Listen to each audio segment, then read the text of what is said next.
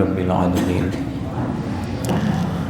والصلاة والسلام علی سید الانبیاء والمرسلین وعلی آلہ واصحابہ وبارک وسلم اجمعین۔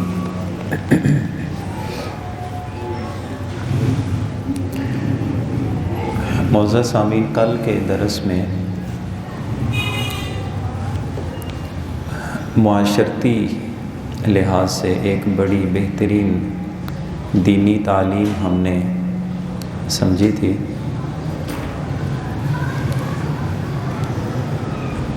کہ بندہ مومن کو اپنا دل ہر قسم کی نفرت سے، بغض سے، حسد سے، کینے سے صاف شفاف رکھنا چاہیے۔ دیکھیں، یہ تھوڑی سی زندگی جو ہمیں ملی ہے، کتنی بڑی ذمہ داریاں ہیں ہمارے اوپر، عبادتوں کے حوالے سے، اپنی اور اپنے اہل خانہ، اپنے جو زیر کفالت ہیں ان کی تربیت اور اصلاح کے حوالے سے۔ دنیا میں اللہ جل شانہ نے ہمیں ایک مسلمان گھرانے میں پیدا کیا۔ ایک مسلمان ہونے کی حیثیت سے ہم نے معاشرے کو بہت کچھ دینا ہے۔ تو اتنی بڑی ذمہ داریاں، تھوڑی سی زندگی، اور وہ تھوڑی سی زندگی بھی ہم کن کاموں میں لگا دیتے ہیں۔ زندگی کا بہت سارا حصہ نفرتوں میں، بہت سارا بے جا قسم کی دوستیوں میں، اور اب تو زندگی کا اکثر حصہ ہمارا فضولیات میں، سوشل میڈیا اور اس طرح کی چیزوں میں گزرتا ہے۔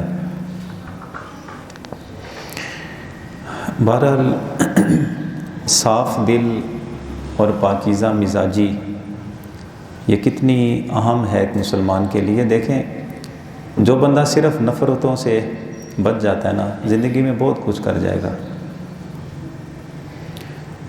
دل و دماغ پہ ایک بندے کا تصور آ جاتا ہے جس کے ساتھ آپ کی دشمنی بن گئی، مخالفت ہو گئی، کتنا وقت اس میں گزر جاتا ہے۔ یعنی آپ نماز بھی پڑھنے آئے تو بندے کو نماز بھی سکون سے پڑھنے کا موقع نہیں ملتا۔ حضور سید عالم صلی اللہ علیہ وسلم کے انہی اوصاف کا تذکرہ کرتے ہوئے قرآن عزیز میں اللہ جل شانہ نے ارشاد فرمایا، فَبِمَا رَحْمَةٍ مِّنَ اللَّهِ لِنْتَ لَهُمْ۔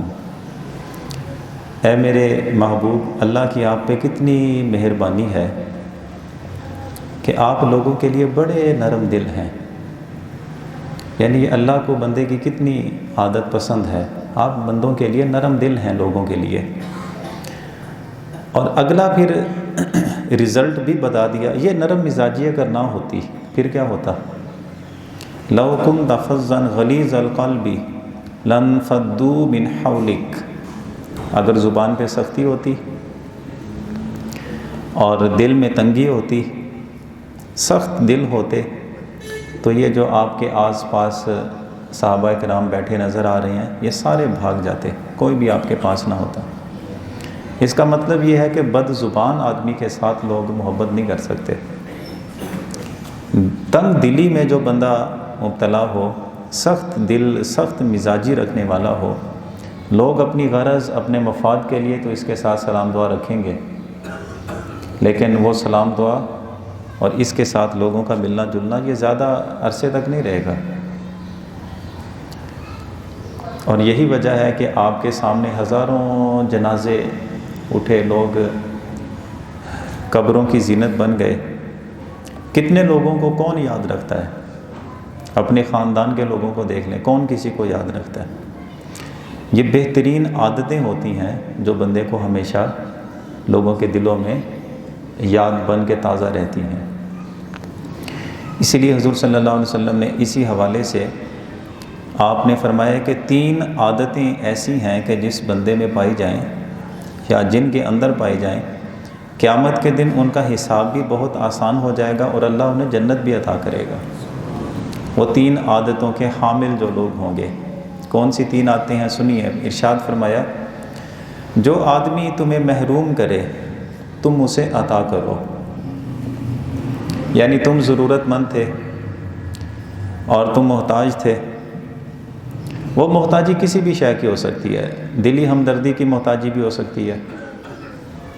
غم کے وقت آپ چاہتے تھے کہ دوسرا بندہ کہ مجھے تسلی دے, اس نے محروم رکھا. مال کی محتاجی بھی ہو سکتی ہے. آپ ضرورت مند تھے لیکن دوسرے بندے نے محروم رکھا. اب وقت وہ پڑا ہے کہ وہ بندہ ضرورت مند ہے. تو اب ہمارا مزاج کیا ہوتا ہے اس میں؟ اوکھے ویلے او کام نہیں آئے تھے ہونا, ٹھیک ہے, بھوکتے یا جو بھی اس طرح کے ملے جلے جملے ہمارے زبانوں میں ہمارے مزاج میں آتے ہیں. جبکہ ہمارے نبی کریم صلی اللہ علیہ وسلم کیا ارشاد فرما رہے ہیں کہ جو تمہیں محروم کرے تم اسے عطا کرو. دوسرا فرمایا کہ جو شخص تم سے رشتے توڑنے کی باتیں کرے تم جوڑنے کی باتیں کرو. یہ مزاج اچھا نہیں ہے کہ اگر اس نے خوشی غمی کے موقع پہ یاد نہیں کیا, اگر اسے رشتہ داریوں کا احساس نہیں ہے تو خسمہ نو کھائے. یہ تو اس بندے نے اگر رشتے توڑنے کی بات کیا ہے تو اس کا جواب اس نے دینا ہے, آپ نے نہیں دینا. اور جب بات آپ پہ آئے گی تو حساب آپ نے دینا ہے, اس نے آپ کا حساب نہیں دینا. تو جو تم سے رشتہ توڑنے کی باتیں کرے تم اسے جوڑنے کی باتیں کرو. تیسری عادت کریمہ حضور نے فرمائی کہ جو تم پہ ظلم کرے تم اسے معاف کر دو. دیکھیں اسی سے انسانی معاشرے کی ہمیں وہ چیزیں معلوم ہوتی ہیں کہ جو تمہیں محروم کرے تم اسے عطا کرو. اس کا مطلب ہے لوگوں کے مزاج میں یہ بات پائی جائے گی. جو تم سے رشتے توڑے تم اس سے رشتے جوڑو, اس کا مطلب ہے لوگ رشتے بھی توڑیں گے. اور تیسری چیز جو فرمائی جو تم پہ ظلم کرے تم اس کو معاف کر دو, تو اس کا مطلب ہے لوگوں میں ظلم پایا جائے گا. اسی لیے تو ظلم کے اوپر, محرومیت کے اوپر, رشتے توڑنے کے اوپر اب بندہ مومن کو مزاج کیسا اپنانا چاہیے وہ حضور نے تعلیم ارشاد فرمائی. اس کا مطلب یہ ہوا کہ یہ جب ہم انسانوں کے جہان میں رہتے ہیں, انسانوں کے اندر مختلف قسم کی یہ عادتیں ہوں گی, بہترین آدمی وہ ہے کہ ان بری عادتوں کے مقابلے میں اچھی عادتوں کا اظہار کرے گا. اور انہی 3 عادتوں کے حامل جو لوگ ہیں حضور نے فرمایا قیامت کے دن ان کا حساب بھی بڑا آسان حساب ہو جائے گا اور وہ جنت میں بھی جلدی داخل ہو جائیں گے. اس لیے اپنی یہ عادتیں اور یہ مزاج اور یہ ایک مسلمانوں کی جو تہذیب ہے یہ ہمیں قائم کرنی چاہیے. ہم اپنا زندگی کا سٹیٹس اپنی دولت کو بنا کے رکھتے ہیں. ہماری زندگی کا سٹیٹس کیا ہوتا ہے کہ اچھی گاڑی ہے, اچھے تعلقات ہیں. یاد رکھیں کہ یہ ساری چیزیں عارضی ہوتی ہیں. دولت ہے یہ عارضی ہوتی ہے. علم کی بنیاد پہ کوئی بندہ سمجھتا ہے کہ میرا بڑا نام ہے, یہ ساری عارضی چیزیں ہیں. اصل میں جو بندوں کے دلوں میں جو چیز بندے کو ہمیشہ تازہ رکھتی ہے, یاد رکھتی ہے, وہ بندے کا اخلاق ہوتا ہے. مکہ جب فتح ہو رہا تھا تو حضرت ابو سفیان اور ان کی بیوی بیت اللہ شریف کے اندر چلے گئے, پناہ لے لی کہ بیت اللہ ہے, مسجد حرام ہے, تو چلیں یہاں تو آ کے ہمیں قتل نہیں کیا جائے گا نا. تو شور پڑ گیا کہ مسلمانوں نے مکے پہ قبضہ کر لیا ہے. تو حضرت ابو سفیان کی بیوی نے دھکے دیے اور ان کو باہر نکالا کہ باہر نکلو اور اپنے لوگوں کو جا کے اکٹھا کرو, مقابلہ کرو ان کے ساتھ. آخر تم ہی ایک سردار ہو جس کے ہاتھ میں ساری مکے کی سرداری ہے, باغ دوڑ ساری تمہارے ہاتھ میں, باہر نکلو. تو اس وقت ابو سفیان نے یہ بات کہی تھی.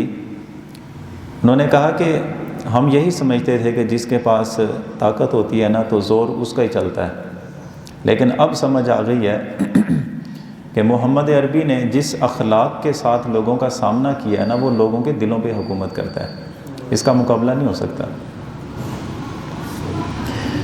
تو یہ مزاج ہونا چاہیے مسلمانوں کا. مسلمان سے مراد جب میں لیتا ہوں تو میں اور آپ لوگ, ہمارا مزاج یہ ہونا چاہیے. عثمان ابن ابی طلحہ نام کا وہ شخص جب حضور مکے میں رہتے تھے تو ان سے آپ نے, ابھی یہ مسلمان نہیں ہوئے تھے, بعد میں فتح مکہ کے موقع پہ مسلمان ہوئے, تو عثمان سے آپ نے فرمایا کہ اس کے پاس نا چابی ہوتی تھی بیت اللہ شریف کا دروازہ کھولنے کی. حضور نے ایک مرتبہ فرمایا کہ عثمان کچھ دیر کے لیے دروازہ کھول دو، میرا جی چاہتا ہے کہ اللہ کے گھر کے اندر جا کے میں کچھ سجدے ادا کروں. تو اس نے اجازت نہیں دی، مزاحمت کی آگے سے، بالکل نہیں مل سکتی. آپ ہمارے بتوں کی، ہمارے خداؤں کی مخالفت کرتے ہیں، آپ کو تو اجازت نہیں مل سکتی. تو بہت زیادہ منت سماجت اور اس کے سامنے اظہار کرنے کے باوجود اس نے کہا نہیں مانا. تو حضور نے فرمایا کہ عثمان یاد رکھنا، یہی چابی ایک دن میرے ہاتھوں میں ہوگی اور تو میرے سامنے کھڑا ہوگا. اب اس نے مذاق کیا کہ یہ بھی وقت آئے گا. پھر وہ وقت آیا، مکہ شریف فتح ہوا تو حضور نے اپنے صحابہ کو بھیجا کہ وہ عثمان فلاں فلاں دیوار کے پیچھے چھپا ہوا اسے لے کے آؤ. یہاں پہ لے کے آیا. آپ نے فرمایا کہ عثمان چابی کہاں ہے؟ وہ ڈرتے ہوئے چابیاں حضور کے سامنے پیش کر دیں. کل بھی میں نے ایک بات عرض کی تھی نا، اب اس بندے کی فرد جرم آپ کو جانتے ہیں کیا بنے گی؟ وہ سامنے کھڑا ہے، ہاتھ جوڑ کے کھڑا ہے کہ حضور مجھ سے غلطی ہو گئی. آپ نے فرمایا کہ پہلے چابیاں جو تمہارے پاس تھیں تمہیں اختیار کس نے دیا تھا؟ اس نے کہا کہ قریش خاندان نے مجھے اختیار دیا تھا. تو فرمایا کہ اب بھی ایک قریشی تمہارے سامنے کھڑا ہے، اب بھی چابیاں تمہارے ہاتھ میں دی جاتی ہیں. چابیاں اب بھی تمہارے ہاتھ میں دی جاتی ہیں، تیرے ہاتھوں سے دروازہ کھلے گا. وہ بندہ حضور کا حسن سلوک دے کے مسلمان ہو گیا. یہ ہے لوگوں کے دلوں پہ راج کرنے کے طریقے، اور یہ ہنر ہے. اس اخلاق سے خالی چاہے کوئی عالم بھی ہو تو وہ زیادہ دیر تک زندہ نہیں رہ سکے گا. اس اخلاق سے خالی اگر کوئی ملک کا سربراہ بھی ہو زیادہ دیر تک لوگوں کے دلوں میں زندہ نہیں رہ سکے گا، بھول جائیں گے لوگ اس کو. یہ اخلاق کی ایک قوت ہوتی ہے، ہمیشہ اسے یاد رکھی جاتا ہے. اب اسی حوالے سے میں آخری ایک بات حضرت مجدد الف ثانی شیخ احمد سرہندی فاروقی رحمۃ اللہ علیہ ان کی حیات طیبہ سے میں ایک پیش کرتا ہوں کہ خادم آپ سے ملنے آیا اور ملاقات کی، واپس جانے لگا تو نصیحت مانگی اس نے. آپ نے فرمایا کہ بیٹا ساری زندگی یاد رکھو، کبھی کبھی نہ خدا بننے کی کوشش کرنا اور نہ رسول بننے کی کوشش کرنا. تو اس بندے نے کہا کہ حضرت جی کیا کسی انسان کے لیے ممکن ہے کہ وہ خدا یا رسول بن سکے؟ آپ نے فرمایا کہ لوگ بنتے ہیں، خدا بننے کی کوشش بھی کرتے ہیں، رسول بننے کی کوشش بھی کرتے ہیں. وضاحت پوچھی تو آپ نے فرمایا کہ خدا اس طرح بننے کی کوشش کرتے ہیں کہ خداوند قدوس کی یہ صفت ہے فعال لما یرید، کہ اللہ جو چاہتا ہے وہ ہو جاتا ہے، جو اللہ نے چاہا وہ ہو گیا. تو بندہ جس وقت اپنا مزاج یہ بنا لے کہ وہ اپنی کسی بھی وجہ کی طاقت اس کے پاس موجود ہے اور وہ یہ کہے کہ میں کہہ رہا ہوں تو یہ ہو کیوں نہیں رہا، جو میں کہہ دوں ویسا ہی ہو جائے، جو میں چاہوں ویسا ہی ہو جائے. یعنی لوگوں کے بارے میں بھی بندے یہ خیال رکھتے ہیں کہ میں نے کہہ دیا نا ہوا کیوں نہیں، میں نے چاہا نا ہوا کیوں نہیں، یا میں اس طرح چاہ رہا تھا تو لوگوں نے کیوں نہیں کیا اس طرح. یہ تو خدا کی صفت ہے کہ جو وہ چاہتا ہے وہی ہوگا. اور بندہ اگر یہ اپنا مزاج بنا لے کہ جو میں نے کہہ دیا، جو میں نے چاہا ویسا ہی ہو جائے، تم خدا ہو تو خدا بننے کی کوشش تو نہ کرو. اور دوسرا فرمایا کہ لوگ رسول بننے کی کوشش بھی کرتے ہیں، وہ اس طرح کہ رسول وہ ذات ہے کہ جس نے جو فرما دیا اور جس نے جو کر دیا کوئی بندہ اس سے مخالفت نہیں کر سکتا، کیونکہ وہ اللہ کی طرف سے مقرر ہوتے ہیں. رسول کی مخالفت نہیں ہو سکتی. تو دنیا میں جس بندے نے اپنا مزاج یہ بنا لیا کہ میں نے کہا اور اس نے میری مخالفت کر دی، میں نے ایک کام کیا تو اس کے بدلے میں وہ آگے سے الٹ کرنے کی کوشش کر رہا ہے، تم کون ہو؟ رسول ہو؟ تم رسول تو نہیں ہو. تو پھر یہ جو مزاج تم ظاہر کر رہے ہو یہ تو رسول کا مزاج ہوتا ہے. نہ تو اس کی بات سے اختلاف ہو سکتا ہے، نہ اس کے کام سے اختلاف ہو سکتا ہے. تو حضرت مجدد الف ثانی علیہ الرحمہ نے یہ نصیحت فرمائی کہ زندگی میں نہ کبھی خدا بننے کی کوشش کرنا، نہ رسول بننے کی کوشش کرنا. کیا آپ کو اس طرح کے خود ساختہ خدا نظر نہیں آتے دنیا میں؟ کبھی اپنے آپ کو بھی جھانک کے دیکھیں، آپ کو اس کے اندر بھی ایسے دعوے نظر آئیں گے.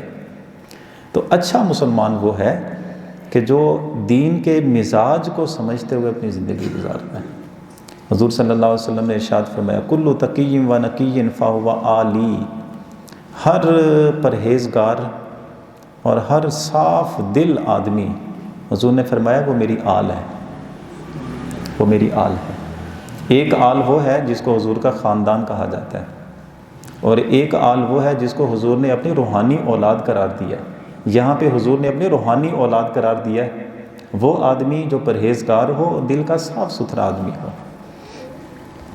تو اس لیے کوشش کیا کریں کبھی ایسے خطیب کی گفتگو نہ سنیں جو آپ کو نفرت کی تعلیم دے، کبھی ایسا لٹریچر نہ پڑھیں جو آپ کو نفرت کی طرف لے کے جائے، کبھی ایسے لوگوں کے ساتھ ملنا جلنا نہ رکھیں جو آپ کو نفرتوں کی طرف لے کے جائیں۔ صاف دل، نفرتیں مٹا کے محبتیں قائم کر کے زندگی جینا شروع کریں، آپ کو بہت لطف آئے گا اس زندگی سے، آپ کی عبادات کا نظام بھی بڑا اچھا ہو جائے گا اگر یہ دل صاف ہو جائے مسلمانوں کے بارے میں۔ تو دعا کرتے رہا کریں میرے لیے بھی، اپنے لیے بھی، جو باتیں ہم سمجھتے رہتے ہیں، سیکھتے ہیں، اللہ تعالی ہمیں ان باتوں کو اپنی زندگیوں میں شامل کرنے کی توفیق عطا فرمائے۔ وآخر دعوانا ان الحمد للہ رب العالمین۔